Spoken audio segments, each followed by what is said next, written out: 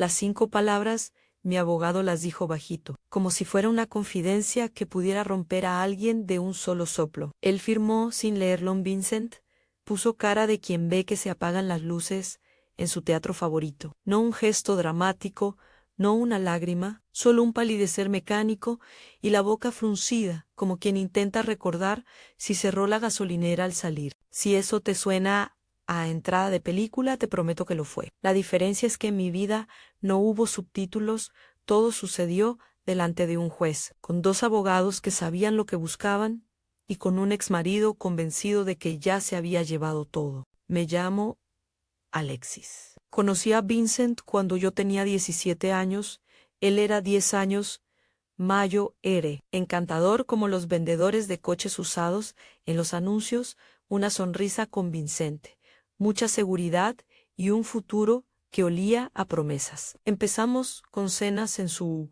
modesta cocina pintada de verde salvia.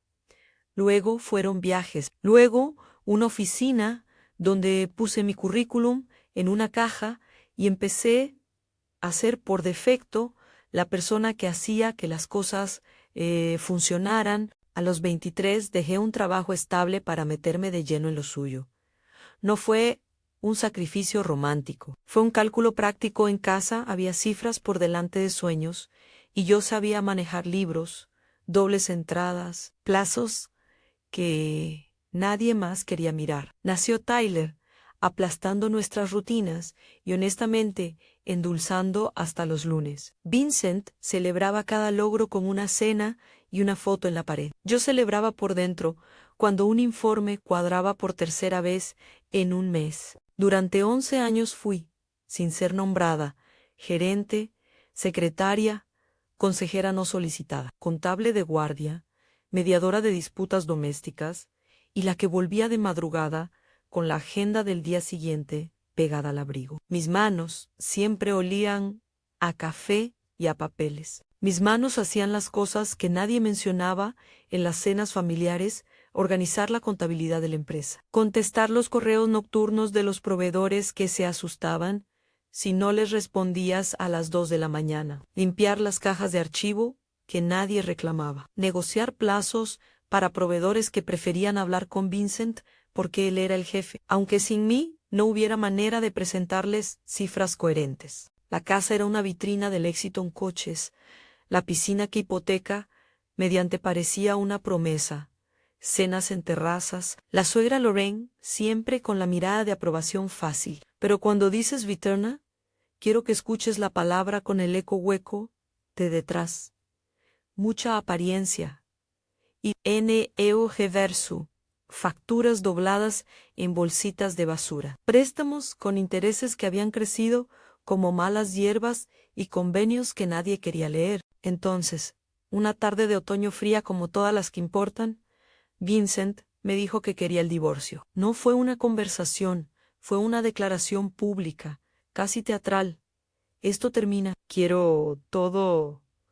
Lo dijo con la misma autoridad con la que antes pedía la segunda ración en la cocina. Su novia del momento, Britney, sonreía detrás de él, la sonrisa perfecta, blanca y distraída, mientras la suegra miraba con esa mezcla entre desaprobación y expectación que tenían los personajes, que creen ver el desenlace de una telenovela ajena. Sin embargo, el momento que cambió todo no fue su exigencia, fue la manera en que el mundo reaccionó. Amigos que antes parecían invisibles, ahora tenían opiniones. ¿Por qué te vas a pelear?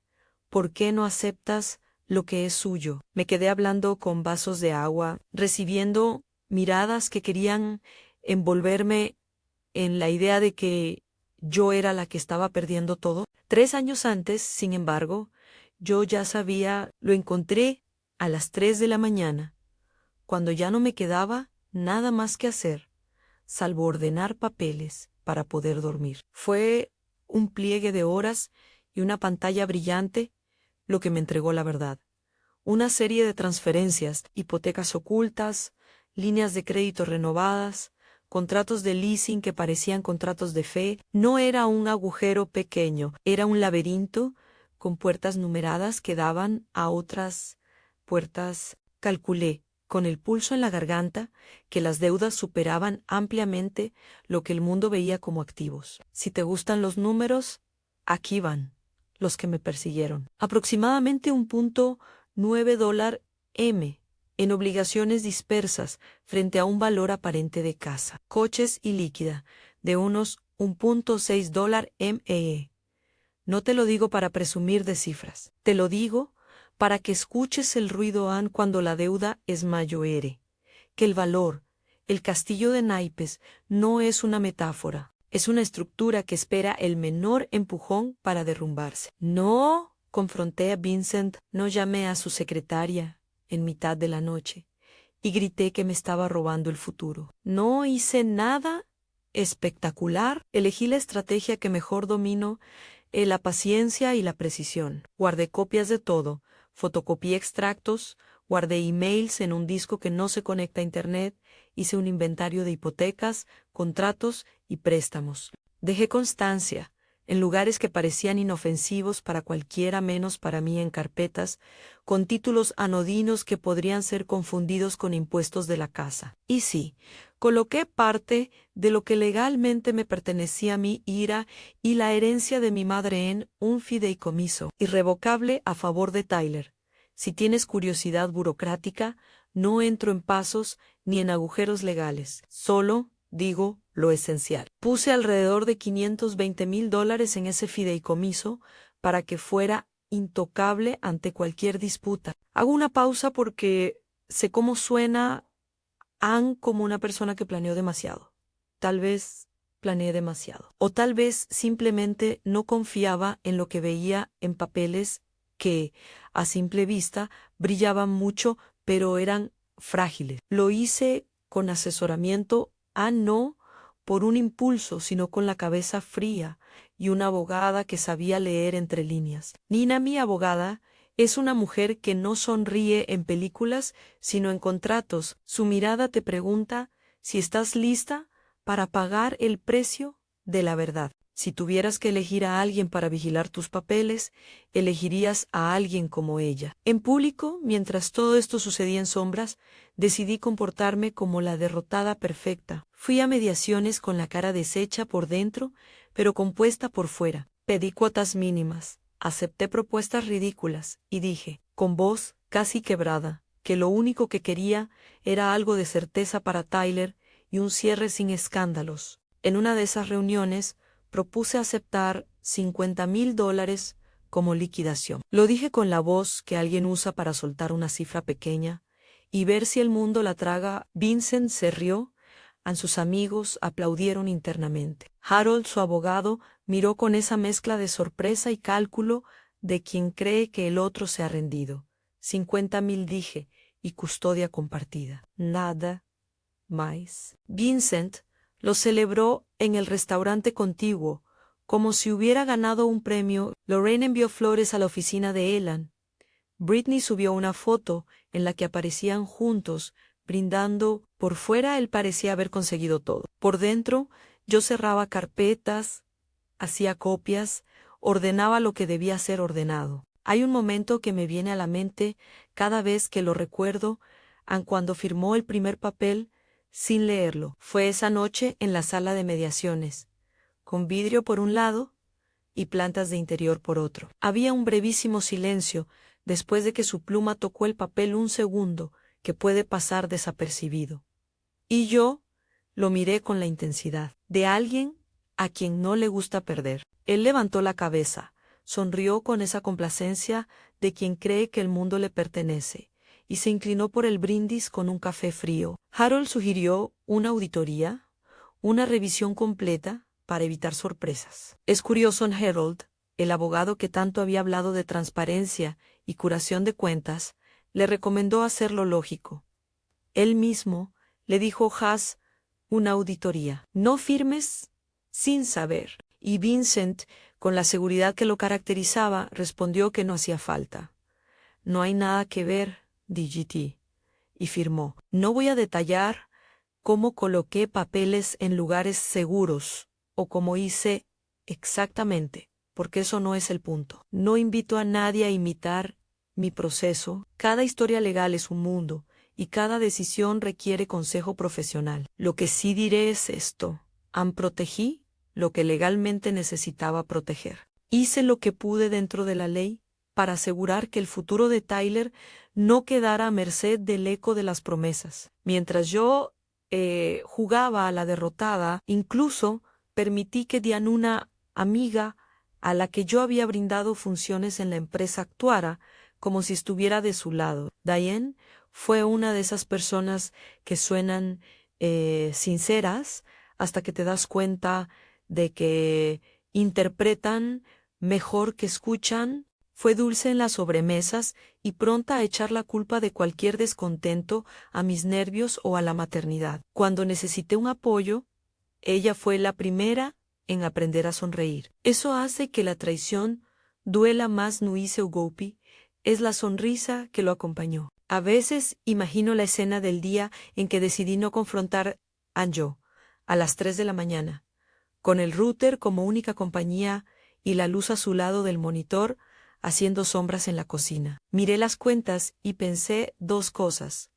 Primero, que había una opción de hacer ruido y posiblemente quemar el poco que quedaba en las paredes. Segundo, que había una forma de dejar que el propio peso de las cifras hiciera el trabajo sucio. Elegí lo segundo porque tenía un hijo al que proteger y porque, a mi manera, la paciencia parecía más cruelmente eficaz. La mediación era un teatro. Hubo aplausos de mesa cuando Vincent pronunció todo con voz segura. Hubo quien levantó la copa de champán metafórico.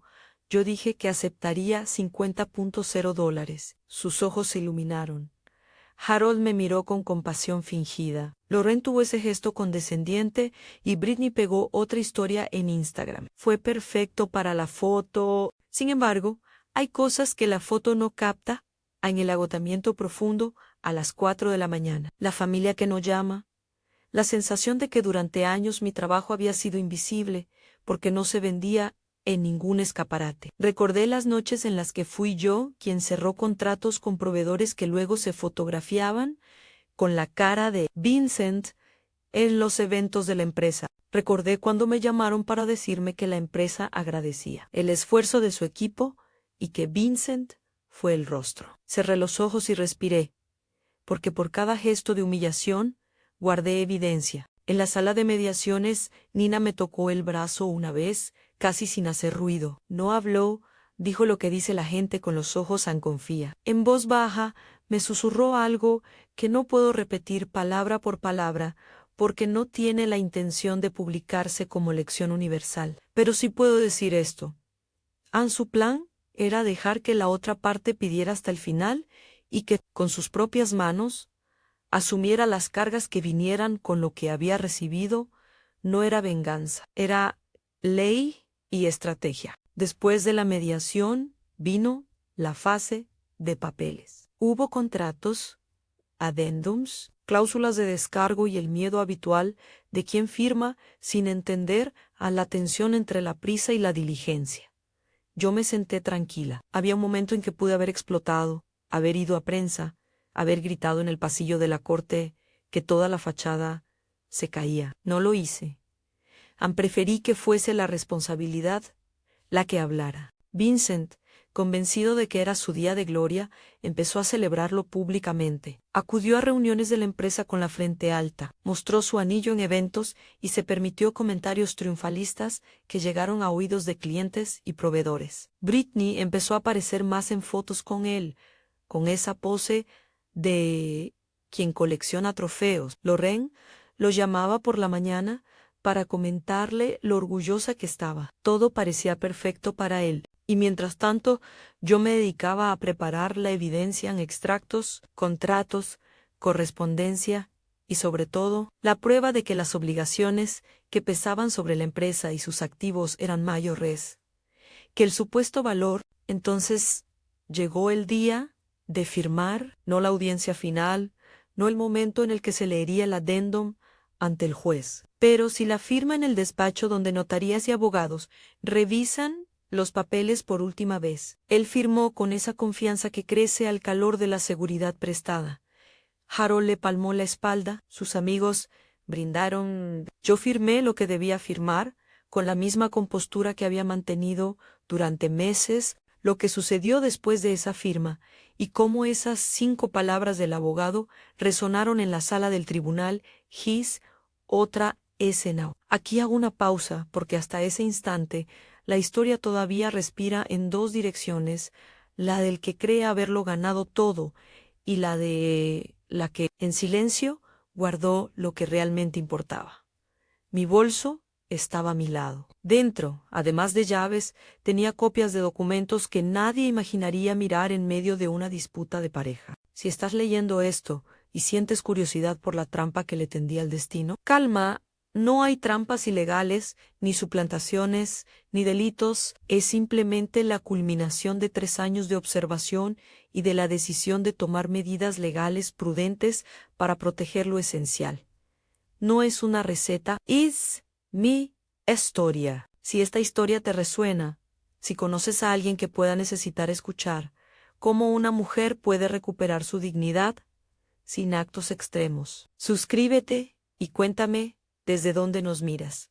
Esto no es un manual, es una conversación que quiero seguir teniendo contigo. La noche en que Vincent salió a celebrarlo, yo me quedé mirando la lista de deudas que había ordenado por fecha y por riesgo. Había hipotecas escondidas bajo nombres de empresas pequeñas, líneas de crédito renovadas que nadie recordó signar, contratos de leasing con penalizaciones ocultas. Todo eso sumaba aproximadamente $1.9 M en obligaciones. Y sin embargo, en los titulares y en las fotos de Instagram, todo lo que se veía era $1, 6 M de activos que brillaban bajo la luz de la exposición pública. Sabía que el peso real no estaba en quién mostraba la mejor foto, sino en quién pagaba las facturas cuando todo se volviera gris. Por eso había tomado esa decisión, proteger el fideicomiso de Tyler, asegurando que parte de lo que nos pertenecía quedara fuera del alcance de cualquier disputa con la empresa. No fue fácil, ni fue rápido. Implicó noches sin dormir, consultas y una constante sensación de que cualquier paso mal calculado podía significar perder lo único que no era negociable para mí, el futuro de mi hijo. La gente me mira a veces como si hubiera sido despiadada. No lo soy, simplemente aprendí a ser práctica. Aprendí que la dignidad no siempre se grita. A veces se escribe en papeles, se guarda en sobres y se coloca en lugares donde el corazón puede respirar con seguridad. Aprendí que la paciencia, cuando va acompañada de estrategia, puede ser más devastadora que cualquier grito en un pasillo. Pero aún no estamos en la corte final. Aún no se ha leído el adendum que transferiría no solo activos sino responsabilidades. Aún no está ese momento en el que alguien se da cuenta, con la clásica incredulidad de quien miró la letra pequeña demasiado tarde, que firmó su propio peso. Queda, todavía, la tensión del posible desenlace y el ruido que hará cuando todo eso caiga. Y en ese umbral estoy ahora con la calma habitual, con una taza de café fría, viendo cómo el mundo celebra la victoria de Vincent, mientras yo calculo las trayectorias. No ha terminado. Todavía falta la escena en la que la palabra todo se transforma en otra cosa. Todavía falta la reacción de quienes creyeron en el brillo y no en las cuentas. Todavía falta que la justicia formal, esa que no es una excusa para venganza, sino una herramienta para orden, haga su trabajo en papel. Así que dejemos esa puerta entreabierta por un instante. Tengo las manos limpias y los documentos en su lugar. Tyler duerme en la habitación de al lado. Su respiración es el recordatorio de por qué esto importa. Fuera, la ciudad sigue con sus luces y sus noches de gloria. Dentro, yo espero lo que vendrá, segura de que haber protegido lo que podía fue, al final, la única forma sensata de no salir completamente arrasada. La sala del tribunal tenía esa luz dura que no hace favores Hank, la que pone en relieve los nervios y borra cualquier maquillaje de seguridad. Cuando entramos, sentí por un segundo que todo mi cuerpo volvía a la calma de siempre. Nina caminaba a mi lado con la carpeta firme, como si llevara un escudo en forma de papel. Había gente en las gradas que nos miraba con esa curiosidad del que compra una entrada para ver el final de una serie. Vincent entró como quien ha ensayado la victoria un mes entero, con sonrisa medida, paso largo, la corbata algo torcida por la prisa. Había magnetismo en su movimiento. La gente todavía cree en la ejecución escénica. Es muy fácil ganar cuando la gente compra entradas para tu función. El juez llamó a orden. El tono monótono de su voz fue el único metrónomo de esa mañana. Se leyeron los puntos más obvios del acuerdo, las cláusulas de custodia, la cesión de pertenencias, la cifra ridícula que yo había aceptado, los 50,000, descrita con una neutralidad que intentaba quitarle hierro al asunto. Todo sonaba oficial, inapelable, un cierre. Empecé a pensar, por una milésima de segundo absurda, en que se siente mirar la cima de una montaña desde abajo. No es alegría ni pena, es la anticipación de algo que no puedes describir hasta que ocurre. Y entonces llegó la parte que no había sonado en los titulares. El adendo lo sacaron con esa gravedad que tienen los documentos que parecen inocuos hasta que alguien los pronuncia. El secretario lo leyó en voz alta, con la cadencia mecánica de quien repite frases aprendidas. Cláusulas que extendían, en términos que no son fáciles para un oído no entrenado, la transferencia no solo de activos, sino de responsabilidades asociadas a esos activos. Obligaciones que incluían deudas, garantías, contratos de arrendamiento y cláusulas de indemnización que, sumadas en su conjunto, revertían la ecuación que el mundo había fotografiado. No hubo un ruido audible, pero hubo un movimiento colectivo. El rostro de Vincent palideció, la sonrisa se encogió en el borde de los labios como un insecto aplastado. Herold, que hasta ese instante había parecido el arquitecto de todas las certezas, hizo un gesto como calculando una refundición sobre la marcha. Lorraine apretó los labios. Britney bajó el teléfono y por primera vez ese mes no hubo foto que contar en su perfil. Alguien en la sala exhaló. El juez miró a las partes y con una lentitud que parecía diseñada para hacer mella, preguntó si ambas partes aceptaban el adendum tal y como estaba redactado. Vincent osciló entre la incredulidad y la negación. No lo sabía, dijo, no lo leí. Es una frase que oigo mucho en estas historias, Anne. La verdad a veces se esconde en la prisa con la que firmamos.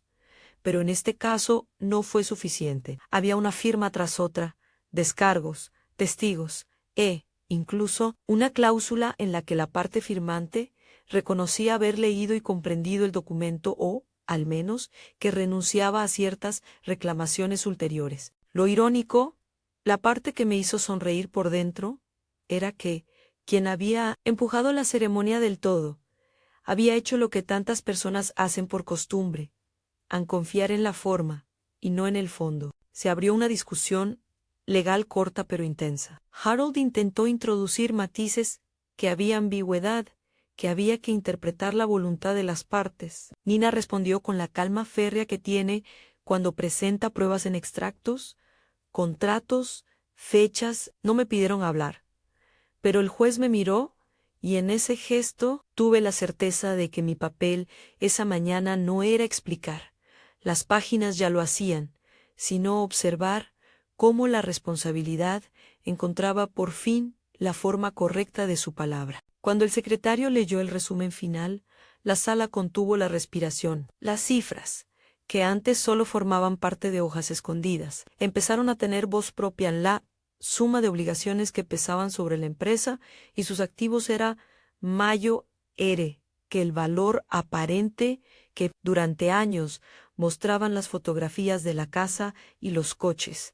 No voy a decirlo como venganza. Lo diré como dato. Anne, el mundo que Vincent había exhibido como trofeo, ahora llevaba un lastre que él mismo había asumido con su firma. Fue entonces cuando una verdad pequeña y cruel quedó a la vista. Se quedó con todo. No significó que hubiera ganado sin cargas. Hacerse cargo de todo resultó ser para él, cargar con responsabilidades que superaban ampliamente los supuestos beneficios. A su alrededor había aplausos de gente que todavía no entendía la letra pequeña del contrato emocional y financiero en el que habían vivido. Pero, en la sala, entre la mirada seca del juez y la carpeta abierta de Nina, la balanza empezó a inclinarse hacia un desenlace menos pintoresco para mi exmarido. Intentó retractarse, pidió tiempo, sugirió que se había tratado de un error, pero los documentos tenían la solidez de quien ha sido revisado con lupa.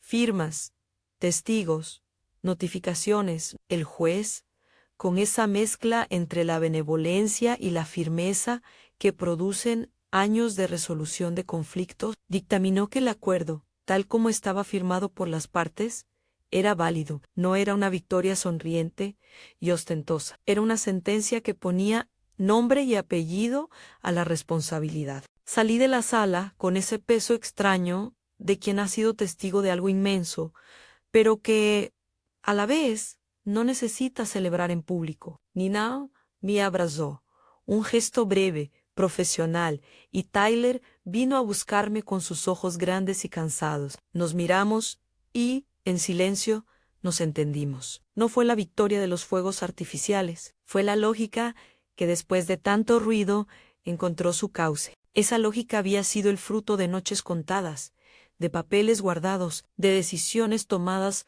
no para castigar, sino para asegurar lo mínimo, imprescindible a la estabilidad de mi hijo. A partir de ese día, las ruedas empezaron a girar en una dirección que veía venir, pero cuyo ritmo no siempre me gustó. La empresa, al enfrentarse al peso de esas obligaciones, tuvo avisos de incumplimiento, proveedores que empezaron a pedir garantías y cuentas que exigían explicaciones. Los grandes clientes, siempre sensibles a la confianza que proyectan los directivos, empezaron a alejarse. La compañía entró en default en algunos contratos. Se anunció una reestructuración que pareció una palabra elegante para recortes. Vincent, que antes era presencia en eventos y entrevistas, empezó a desaparecer de las listas de asistentes. Britney dejó de aparecer en fotos con él a Lorraine, dejó de llamarlo con la misma frecuencia. No me regodeé en su caída. Nunca quise su ruina como entretenimiento. Sentí, en cambio, la curiosa ligereza de quien ya no tiene que llevar la carga de lo que hubiera pasado si no hubiera actuado. Hubo la humadaus acreedores, mensajes con propuestas, amenazas veladas de juicios paralelos. Cada correo que recibía era un recordatorio de que la justicia formal no borra el estrés cotidiano de gestionar lo que queda. Compré tiempo con abogados, organicé documentos para posibles réplicas, me aseguré de que el fideicomiso para Tyler fuera tan inaccesible como lo había planeado. Había algo de alivio en los $520,000 destinados al fideicomiso. Eran hoy el escudo que había imaginado en noches largas. Eso nunca estuvo en discusión porque se hizo dentro de marcos que, según mi asesoría, eran difíciles de impugnar en el contexto de una separación. Vincent tuvo que enfrentar la realidad práctica de caminar con lo que había firmado. No fue una quiebra inmediata como las que se ven en las películas, con titulares sensacionalistas. Fue más bien una serie de golpes administrativos a reclamaciones, demandas por incumplimiento, una cuenta bancaria bloqueada, proveedores que pedían coberturas y una reputación que empezaba a desgastarse. Para alguien cuya identidad se había construido en torno a la imagen pública, la erosión fue dolorosa. Empecé a recibir noticias fragmentarias en forma de llamadas de personas que antes compartían mesa con nosotros. Lo vi en una reunión buscando acuerdos. Ha intentado vender activos sin éxito. Nadie celebró conmigo. La soledad de una caída pública es gris, no roja. Britney se fue de la ciudad unas semanas después. No hubo escena espectacular, simplemente dejó de publicar fotos con él. Y a poco tiempo se mudó a un apartamento en el que nadie respiraba su pasado con nosotros. Diane, por su parte, empezó a quedarse sola en cenas en las que su sonrisa ya no llegaba tan fácil. Las amistades que habían elegido el lado más brillante se fueron desvaneciendo. Es una lección dura. La gente tiende a seguir la luz del glamour y se mueve con la brújula de la comodidad. Mientras todo eso ocurría, mi vida se transformó en una operación de reconstrucción con partidas pequeñas y urgentes. Los $50,000 no eran la cifra de la solvencia, eran una ayuda puntual. Pagué el alquiler de un piso modesto para Tyler y para mí, un lugar con ventanas que daban a una calle amable. Liquidé algunas de las deudas más apremiantes y guardé lo que quedó para cursos y formación. Siempre supe que no quería vivir de resentimiento. Quería construir algo que tuviera significado y que además pudiera ayudarnos a crecer. Elegí estudiar diseño de interiores. ¿Por qué diseño? Porque siempre me atrajo la idea de transformar espacios y porque un dinero bien empleado en formación tiene la capacidad de multiplicarse con trabajo. Los primeros meses fueron difíciles. Hay una humillación silenciosa en tener que ajustar la vida a un presupuesto nuevo, al renunciar a ciertas comodidades, perder amigos que no se adaptan a tu nueva disponibilidad, aprender a cocinar en olla única cuando antes había tenedores de plata en la mesa. Pero hubo también una extraña sensación de libertad, la de quien decide con claridad qué quiere y que no. Matriculé cursos, vendí un par de muebles que había heredado de la casa grande y empecé a ofrecer mis servicios a conocidos. Mi primer cliente fue una vecina que quería rediseñar su salón con un presupuesto humilde. Le ofrecí soluciones prácticas y honestas.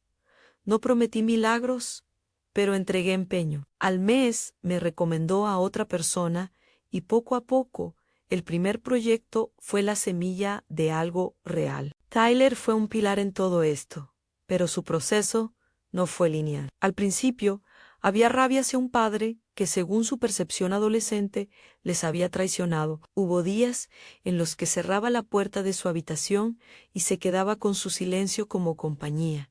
No voy a romantizar su recuperación. Fue lenta y con retrocesos. Hubo una conversación en la que me dijo, con la voz temblorosa de un muchacho que todavía busca a su padre en la historia: mamá, ¿por qué no me lo dijiste antes? Le expliqué, con la verdad sin adornos, que había tomado decisiones para protegerlo y que no todo lo que se ve es todo lo que hay. No fue suficiente en ese momento, pero fue un inicio. Que el tiempo Tyler empezó a ver las piezas que su madre había colocado con paciencia. Vio los papeles, vio el fideicomiso, del que preferí no hablar en su día a día, para no sobrecargarlo. Y, sobre todo, percibió mi coherencia, que lo que había hecho no era para humillar a su padre, sino para darle un futuro estable. Hubo un abrazo en la cocina un año después que me marcó. Fue corto, contenido, pero real. Me dijo: gracias por no dejarnos en la calle. No había triunfo en su palabra, había gratitud. Eso fue suficiente. La relación con Diane se rompió del todo en una comida que no fue una pelea espectacular, sino una conversación fría en la que quedó claro que nuestras prioridades eran distintas. Intentó justificarse y no sabía cuánto pesaba todo. Dijo: no, Miley. Expliqué que la confianza se construye con actos y que su elección había sido pública. Fue doloroso. Las traiciones duelen más cuando vienen de quien ha compartido mantel. Mi negocio de diseño no creció rápido, nació en la lentitud que permite hacer las cosas bien. Me dediqué a aprender, a aceptar proyectos pequeños y a hacer de cada uno un ejercicio híbrido de creatividad y responsabilidad financiera. Aprendí a mantener márgenes, a presentar presupuestos claros y a trabajar con proveedores que valoraban mi forma de hacer negocio. El primer contrato de cierta envergadura llegó cuando un comercio local me contactó para refaccionar su escaparate. Puse atención al detalle, ofrecí una propuesta sólida, y mi reputación empezó a avanzar sin ruido, con clientes que recomendaban mi trabajo porque apreciaron mi honradez. No todo fue pedir perdón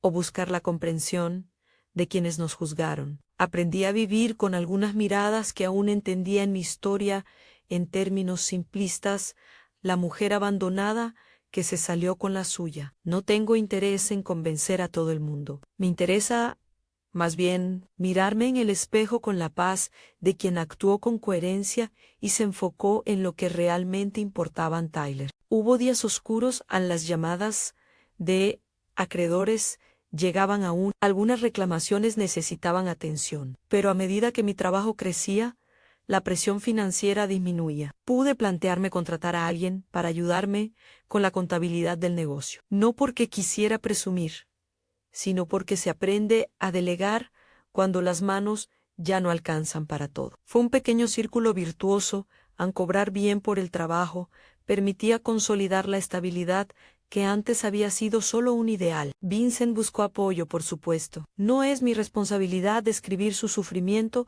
ni convertirlo en espectáculo. Sé que tuvo la oportunidad de reconstruir si decidió hacerlo. La caída de su imagen pública le trajo lecciones duras, llamadas a creadores de opinión, reuniones con antiguos socios que preguntaban por garantías, entrevistas que no salían bien. A veces lo veía en distancia. Un conocido lo cruzaba en una reunión de la ciudad y me preguntaba qué había detrás de esa fachada deshilachada. Sentí compasión en ocasiones, distancia en otras. No es una historia de odio, es una historia de consecuencias. A medida que pasaron los meses, empecé a tener otra perspectiva sobre lo que significa tener todo. Lo que él entendía por todo era una colección de cosas que brillaban en eventos y cabían en titulares. Lo que yo entendía por todo era más pequeño y sólido a la tranquilidad de mi hijo, un techo, la posibilidad de crecer con trabajo propio. Esa diferencia de magnitud me enseñó algo esencial. La seguridad emocional no se compra con una foto, se construye en la cotidianidad y se protege con acciones que a veces nadie ve. Hubo una pequeña ceremonia que recuerdo con cariño, la entrega del primer proyecto terminado que hice por mi cuenta. El salón que diseñé para la vecina, que fue mi primera cliente, ella me pagó puntual, y la noche de la inauguración en su casa. Me trajo un ramo de flores humildes y una nota que decía: "Am por el valor de lo sencillo y bien hecho", un reconocimiento que valía más que un titular. Me hizo entender que la reconstrucción no está exenta de belleza. En cuanto a Tyler, su relación con su padre tomó caminos inesperados. A veces él buscaba verlo, otras no. No juzgué sus tiempos, aprendí a acompañarlo, a preguntarle por su voluntad y a poner límites cuando era necesario. Había momentos de ternura, partidos de fútbol improvisados, tardes de estudio, risas por chistes malos. Hubo también conversaciones difíciles acerca de lealtad y verdad. Pero, lentamente, la rabia adolescente fue cambiando por algo más complejo, un perdón que no era olvido, sino integración de una realidad más amplia. Nunca me arrepentí de haber protegido el fideicomiso de Tyler.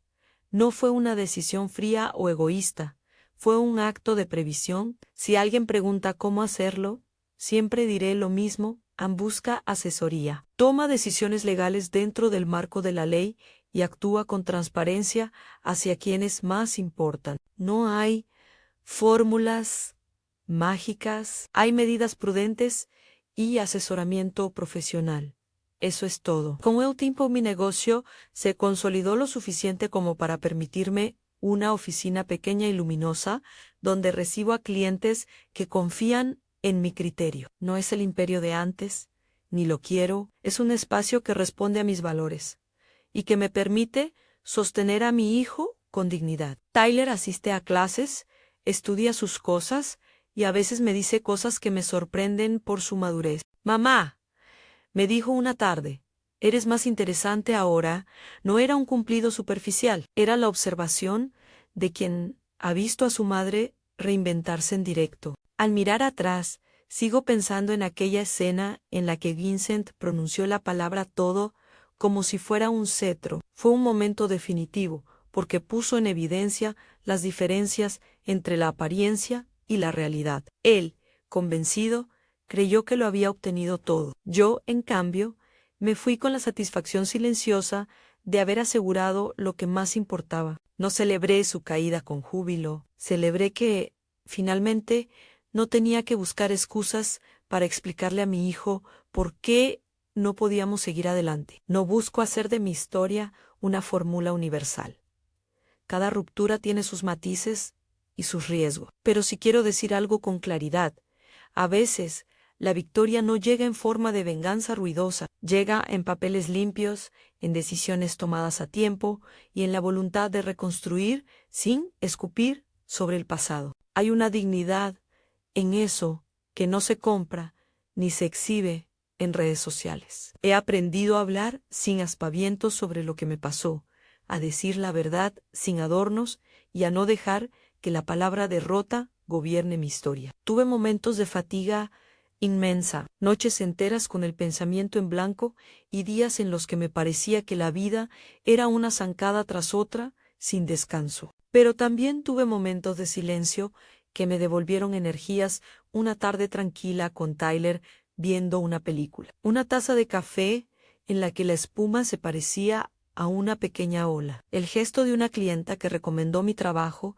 sin pedírselo. Hoy, cuando me preguntan si fue justo que mi esposo se quedara con todo el divorcio, respondo con la honestidad que me ha servido.